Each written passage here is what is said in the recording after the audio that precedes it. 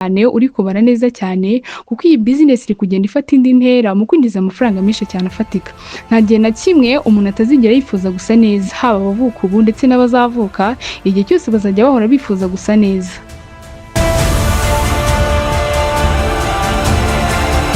Business ya kabiri ushobora gukora nanone ikaguhindurira ubuzima ni business ya private school. Ahangaha ni uburyo ufata amafaranga nubwo aba ari menshi cyane bisaba igishoro gifatika gihagije, ni uburyo ufata aya mafaranga ukayashora mu buryo bwo kubaka ibigo by'amashuri, amashuri agezweho afite uburezi bugezweho kandi bufatika, uburezi bufite ireme, kugira ngo ufite ishuri ridasanzwe muri iyo quartier ku buryo buri mubyeyi wese aterwa ishema no kwashyira umwana wiwe.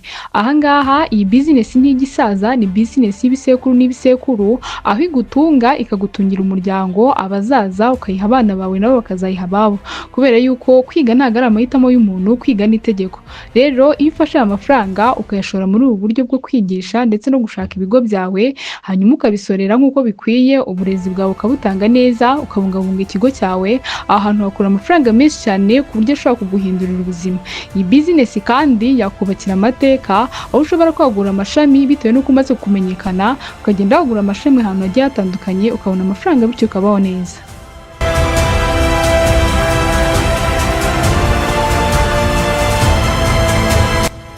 Business ya gatatu ushobora gukora kandi nayo ikakuzanira amafaranga menshi cyane igihe ufite amafaranga afatika cyangwa se igishoro gifatika utagomba kudidinganya cyangwa se kwibaza ibibazo byinshi nimba wayashora, ni business yitwa real estate. Ahangaha ni uburyo ufata ya mafaranga yawe ukayagura imitungo itimukanwa, urugero kugura ikibanza, inzu cyangwa se ibindi bintu bitandukanye ariko ubizi neza ko bitimukanwa. Nk'uko ubizi rero mu Rwanda abaturage buri munsi turiyongera, buri munsi havuka abantu, ariko nanone ubutaka bw'u Rwanda ntabwo bujya bwiyongera. Iyo ufite amafaranga yawe rero ukagura isambu cyangwa se ukagura inzu itimukanwa, igihe runaka uko abantu benshi bagenda biyongera niko bakenera ahantu ho gutura, ariko kugira ngo bahabone nuko bazaza ukabagurisha wa murimo waguze. Niba waraguze miliyoni imwe uzabagurisha kuri miliyoni ushaka, kuko nta handi hantu bajya. Icyo gihe uzaba ufite amafaranga menshi cyane, iyo mirimo uzaba waraguze uzayungukamo amafaranga menshi cyane.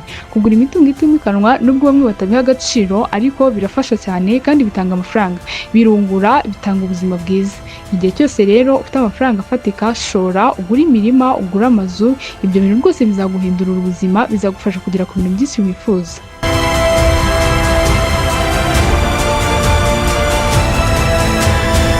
Business ya kane umuntu kandi nayo ashobora gukora akabona amafaranga menshi cyane ni business yitwa media. Ngira ngo urabizi, iyo witegereje neza ubona mu gihugu hari ibitangazamakuru byinshi byafatishije urugero nk'igihe ndetse na biriya byose nawe uzi, biriya nabyo bitanga amafaranga. Igihe cyose ushoye imbaraga zawe ugashaka ibitekerezo, ugashaka amakuru yizewe, ukagerageza kuba umwizerwa ku baturage, biriya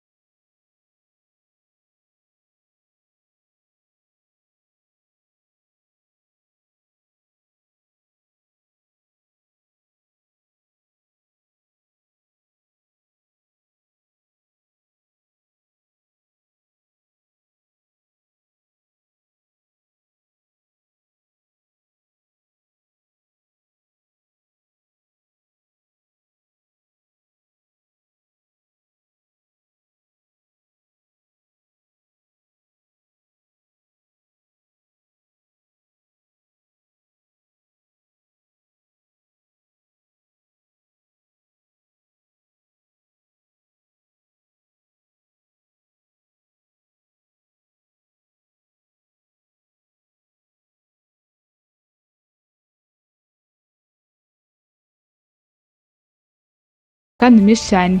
Ni ibintu bigezweho kandi bitazasubira inyuma, bigikomeje gukoza ingamba cyane mu iterambere. Igihe cyose rero ushaka kubikora, ndabizi neza ko amafaranga uzayabona kandi menshi afatika.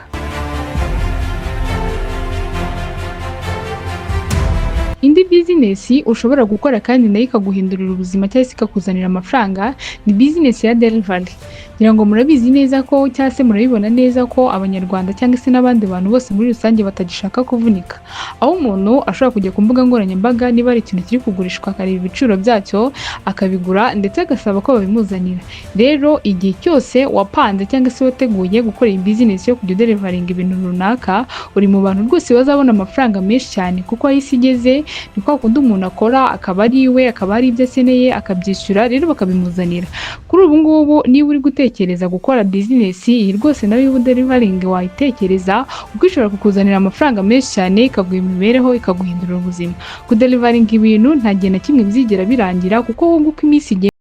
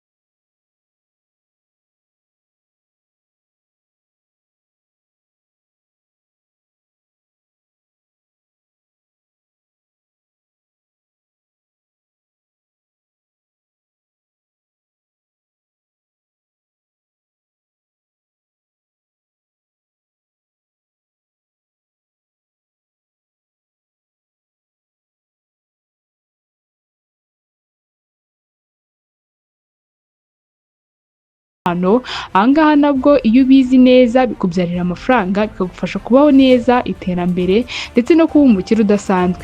Muri rusange rero izi